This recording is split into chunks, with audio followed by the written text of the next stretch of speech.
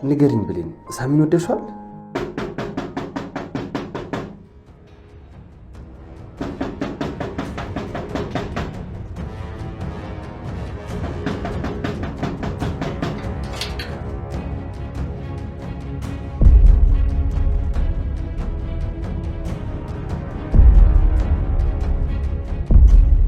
የጠላቶቼ ወዳጅ የመበቀያ ካርዴ አንቺን በመግደል ነው ጠላቶችን የማስለቅሰው።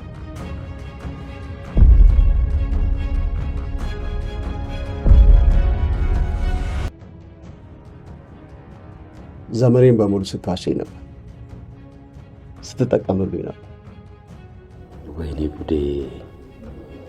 የውሸት ታሪክ እንደነገርኩት ሊያውቅ ነው።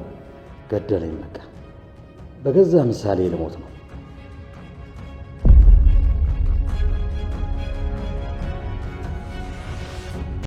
አትሰማም እንዴ ሰውዬ? እንዳትጠጋኝ። አንተም በቅርበት እንኳን ላይ አልፈልግም። ለአንተ ስል ስራ ትቼ ከዚህ ቤት ልውጣ እንዴ? ቆይ አንተ ምን አድርጌ ነው የምገላገለ? እኔ ሲጀመር ስላንተ ምን ያገባኛል? ከፈለክ ለምን አዝላት አትዞርም? እኔ አይመለከተኝም። እሺ ኡፍ ብሌን፣ ዳግም ሲናደድ ደስ አይለኝም። አስደስተሽኛል። እንደዚህ ልክ ነገር የለም። ከዛ አንቺ ጋርም ተስፋ ይቆርጣል፣ እኔ ጋርም እንድቀራረብ ያግዘኛል። ስልክ ስላላነሳው ነው ወይስ ከቃል ጋር ስላየሽኝ ነው? ስለ ቃል አያገባኝም አልኩ እኮ ብሌን። የተናደድሽው በቃል ነው። አይንሽ ላይ የቅናት ስሜት ይታየኛል። ይህን ስሜት እኔም አውቀዋለሁ። ሳሚ ከመጣ ጀምሮ እየበጠበጠኝ ያለው ይህ ስሜት ነው። አንቺም ቀንተሻል አይደለ? የማይመስል ነገር አትቀባጥር። እኔ ባንተ መቼም አልቀ። ሰላም ሰላም፣ ውዴ ቻናሌ ቤተሰቦች እንዴት ናችሁልኝ? እንኳን ወደ እኔ ዩቲዩብ ቻናል በሰላም መጣችሁ። ደህና ናችሁ ወይ?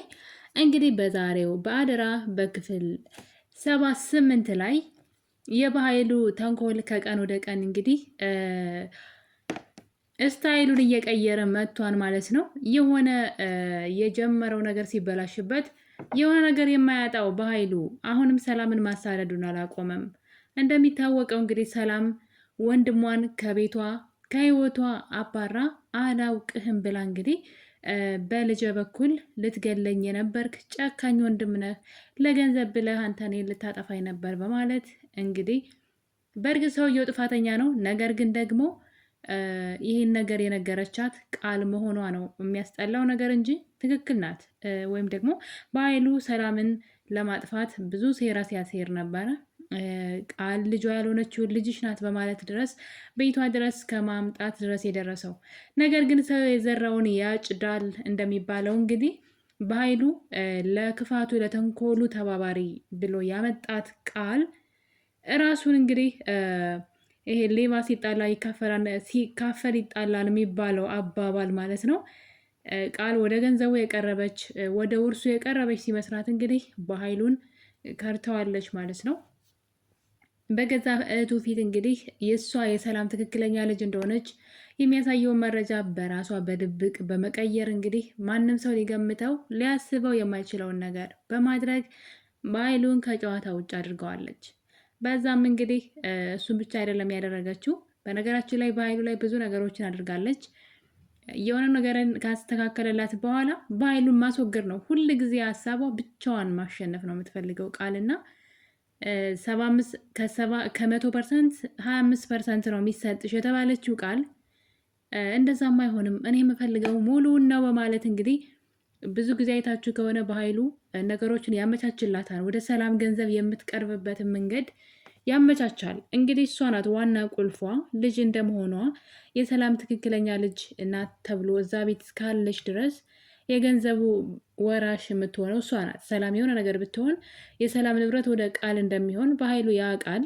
ታዲያ እንግዲህ እሷ ይህን ነገር እንግዲህ ሲያመቻችላት ወይም ደግሞ ወደ ገንዘቡ ስትቃረብ ነው በኃይሉን የምትከዳውና እዚህ ቀደም አሳስረው ነበረ።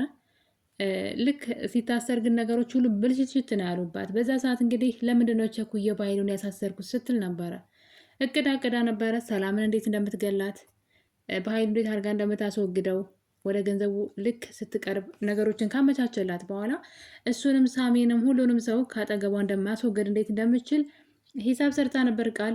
እንግዲህ የያዘችው የጨበጠችው ሲመስላት፣ ሁልጊዜም የሰው ገንዘብ እንግዲህ የትም እንደማያደርስ ማሳያ ነው። በጣም ብዙ ዋጋ ከፍላለች ቃል። ከመጀመሪያው እስካሁን ድረስ የተራመደችው እርምጃ ዋጋ ሲያስከፍላት ነበረ። ደስታ አልነበራትም።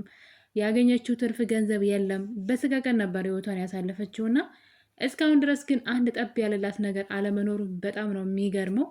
እንደውም በተቃራኒው የሚወዷት ቤተሰቦቿን ሁሉ በአካባቢው ያሉ ጓደኞቿን ሳይቀር ነው እንግዲህ ይህ ባህሪዋ ያሳጣትና ነገ ላይ እውነታው ሲጋለጥ ደግሞ ምን እንደምትሆን መጨረሻዋ ጎዳና ነው የሚሆነው። ምናልባትም ከእስር ቤት ከተረፈች ማለት ነው። እና በኃይሉ እንግዲህ ሚስጥሩ ሁሉ ተጋለጠበት። ለዛውም ደግሞ ትጠቅመኛለች ብሎ ባመጣት በቃል በኩል ነው የሁሉ ውርደት የገጠመው። ከእህቱ ጋር እስከ መጨረሻው አጣልተዋለች። እንግዲህ ነገሮችን ቅምር አድርጋ ቃል ማለት ነው። ይህ ነገር እንግዲህ ሰላም ይሄንን ስላመነች በኃይሉን ከቤት ካስወጣችው በኋላ ገንዘብ የሚያገኝበትን የሰላምን እጅ የሚጠመዝዝበትን ብዙ ነገሮች ሲያደርግ ነበረ። ከነዛ መካከል እንግዲህ ወይዘሮ አልማዝ ናት። ወይዘሮ አልማዝ ደግሞ ሞታለች በማለት በማስፈራራት የሰላምን ንብረት ለመውሰድ ብዙ ቋምጦ ነበረ። ሰላም ግን በጣም ጎበዝ ሆናለች። በዛን ሰዓት እንግዲህ እጅን ለመንግስት ብሰጥ ይሻለኛል ለበኃይሉ ገንዘብ ከምሰጥ ብላ ወንድሟ ላይ ቆራጥ ሆና ስላየዋት በጣም ነው ደስ ያለኝ። ብዙ ጊዜ ሰላም የዋህ ነገር ናት። በተለይ ቃል እንደፈለገች ስለምታሽከረክራት ማለት ነው። እና አሁን ላይ ግን የነቃች ይመስለኛል። በትንሹም ቢሆን የነቃች ይመስለኛል። ለዛም እንግዲህ ለበኃይሉ ገንዘብ አልሰጥም እታሰራለሁ ስትል ብሌን ደግሞ እንግዲህ ነገሩን በማጣራት አልማዝ በህይወት መኖሯ ታወቀ። በኃይሉ ተስፋ ቆረጠ። በኃይሉ አለኝ የሚለው ነገር ሁሉ ማስፈራሪያ የሆነኛን ያለው ነገር ሁሉ አልተሳካለትም። የሰላም የሆነ ነገር እንግዲህ ወደ እሱ ለመውሰድ ምንም አይነት መንገድ እያገኘ አይደለም። በነገራችን ላይ በኃይሉ የሆነ ጊዜ ካያችሁ የመጨረሻ አማራጭ የምትሆነው ብሌን ናት ሲል ነበረ። ብሌን የሰላም ልጅ ናት ብሎ መናገር የማይፈልገው አሁን ድረስ፣ ምክንያቱም ምንም ጥቅም የለውም። ሆነችም አልሆነችም የሰላምን ገንዘብ ማግኘት የሚፈልገው በበቀል ነው። ከዚህ በኋላ በሰላማዊ መንገድ እንደማያገኘው ስለሚያውቅ፣ ነገር ግን ብሌንን መጠቀም ይፈልጋል። የመጨረሻ አማራጭ የምትሆነው ብሌን ናት እያለ ነው እንግዲህ። በምን መልኩ ሊጠቀምባት እንደሚፈልግ ባናውቅም፣ ነገር ግን ትጠቅመኛለች፣ የመጨረሻ መሳሪያ የሷ ናት ሲል ነበረ። እና እንግዲህ በዛሬው ክፍል ላይ ታዲያ አቶ በኃይሉ አንድ ነገር እንግዲህ አምጥቷል። እሱም በድሮ ጊዜ ወይም ደግሞ ልጅ ወጣት እያለ ማለት ነው አብሮ አደግ በመልክም በስምም የሚመስለው በኃይሉ የሚባል ወዳጅ ነበረው፣ የስራ አጋርም ጓደኛም። ታዲያ ይሄ ገንዘብ ወዳድነቱ እንግዲህ በኃይሉ ብዙ ሰዎችን ምንድነው ሲገል ወይም ደግሞ ሲያጠፋ እያየኑ ነው፣ በገንዘብ ወዳድነቱ በስግብግብነቱ የተነሳ እና የገዛ ጓደኛውን ከነ ሚስቱ ነበረ የገደለው አቶ በኃይሉ የሚባለውን ጓደኛውን ማለት ነው። ታዲያ በዛ ሰዓት እንግዲህ ያ ጓደኛው አንድ ትንሽ ህፃን ልጅ ስለነበረው ያንን ህፃን ልጅ አቶ በኃይሉ ሳይገለው ወስዶት ነበረ። በመጨረሻም እንግዲህ ልጁን ክፉ እንዲሆን እያደረገ እንደ አውሬ ነበር ያሳደገው፣ እየቀጠቀጠ ማለት ኃይለኛ፣ ለሰዎች ሀዘኔታ እንዳይኖረው፣ ጥሩ ልብ እንዳይኖረው፣ ሰዎችን መጉዳት ብቻ ይሄ ክፉ ሰው እንዲሆን አድርጎ በቃ አውሬ ነው። አይታችሁት ከሆነ ልጁ ሲመጣ ሰዎች ጋር የሚግባባ አይነት ሰው አይደለም። በግንባሩ ነው ሰዎችን እንኳን የሚያየውና ጨካኝ አረመኔ እንዲሆን አድርጎ ነው ያሳደገው። ያ ማለት እንግዲህ ለሚሰራው ወንጀል ክፋቱ ልጁ አሞቱን ክትት ያለ ወይም ደግሞ ቆራጥ ከሆነ ያለውን ነገር ሁሉ የሚያደርግ ታዛዥ ረቦቱ ይሆናል ማለት ነው። እንደፈለገው የሚያሽከረክረው ልጅ እንዲሆን አድርጎ ነው እንግዲህ ሲያሳድገው የነበረው። ልጁም ከሰው ጋር አይቀላቀልም፣ ብቻውን ነው እንኳን የሚኖረው እና በኃይሉ እንደዛ አድርጎ ያሳደገው ለራሱ ጥቅም መሳሪያ እንዲሆነው ነው። ለክፉ ስራው ለወንጀሉ ሁሉ እሱን እዛ በሚሰራው ክፋት ውስጥ የሚያስቀይሙት ሰዎች ሊሆኑ ይችላሉ፣ ያስቸገሩት ሰዎች፣ እንቅፋት የሆኑበትን ሰዎች እሱ እየገደለ እንዲያጸዳለት ይፈልጋልና እንደዛ አይነት ልጅ እንዲሆን አድርጎ ስላሳደገው ልጁ ትንሽ የሚያስፈራና ኃይለኛ ነው። ታዲያ እንግዲህ ልጅ ከተደበቀበት አሁን በጣም ታስፈልገኛለህ ናልኝ ልጅ ሲል እንግዲህ ከደበቀበት ልጁን ይዞት መጥቷል። ስሙን የምታውቁት እንግዲህ ኮሜንት ላይ ያስቀምጡልኝ። እኔ ለጊዜው ግን ቢኒ ሐረግ ድራማ ላይ ቢኒ ሆኖ የተውን ስለነበረ የፂ ፍቅረኛ ሆኖ ማለት ነው። ቢኒ ነው። በነገራችን ላይ አንዳንድ ነገሮቹ ስለተቀያየሩ ብዙዎቻችሁ አላወቃችሁትም መሰለኝ። አዲሱ ልጅ በጣም ያስፈራን ስትሉ ሰምቻለሁ። እና ቢኒ ነው ሐረግ ድራማ ላይ ይሰራ የነበረው የናታን ጓደኛ የነበረው ነው። እና እንግዲህ ከመጣ በኋላ አቶ ባይሉ እንግዲህ የአሴሮ ሴራ በጣም የሚገርም ነው። ሰላምን ማስወገድ መግደል ይፈልጋል ማለት ነው። እሱም እንግዲህ ሰላምን፣ ሳሜን እና ብሌንን ነው። በነገራችን ላይ ኢላማው ከነሱ ላይ ያተኮረ ነው። ብሌንና ሰላም ከሞቱ በኃይሉ የሰላምን ንብረት በነፃነት የመውሰድ መብት አለው። እሱ ብቻ ነው ዝምድና ያለው ከእሷ ቤተሰብ ማለት ነው። ቃል ምንም አይነት እንትን እንደማይኖራት ስለሚያውቅ ታዲያ እንግዲህ ልጁን ገና ከመምጣቱ ሲመርዘው ፎቶቸውን በማሳየት ነበረ እንግዲህ የእናትና አባት ገዳይ ሰላም እህቴ ናት በማለት እንግዲህ ድራማውን ጀምረዋል። የሚገርመው ነገር ግን በኃይሉ ራሱ ባሳደገው ክፉ አድርጎ ባሳደገው ልጅ ዋጋ የሚከፍል ይመስለኛል። ወይም ደግሞ እስከ ዛሬ የሰራው ኃጢአት የሰራው ግፍ በዚህ በገዛ ልጁ ወይም ደግሞ አሳደግኩት ሰዎች ላይ ጨካኝ እንዲሆን አረመኔ እንዲሆን አድርጌ አሳደግኩት ያለው ልጅ ምናልባት ዙሮ በኃይሉን ራሱን ዋጋ የሚያስከፍለው ወይም ደግሞ ለሰራው ግፍ ሁሉ በሱ የሚከፈለው ነው የሚመስለኝ፣ ዝም ብዬ ሳስበው ማለት ነው። ምክንያቱም ሁሌ ለሰዎች ክፋትና ተንኮልን የምናወርስ ክፋትን የምንግት ከሆነ የሰራነውን ማጨዳችን እኛ ነው ራሳችን በቆፈርነው ጉድጓድ መውደቅ ስለማይቀር ማለት ነው። ታዲያ በኃይሉ ተንኮል እንግዲህ በዚህ አላበቃም። ሰላም እህቴ ናት፣ እሷ ናት እናትና አባትህን ያስገደለችው በማለት እንግዲህ ሰላምን እንዲያጠፋለት ማለት ነው።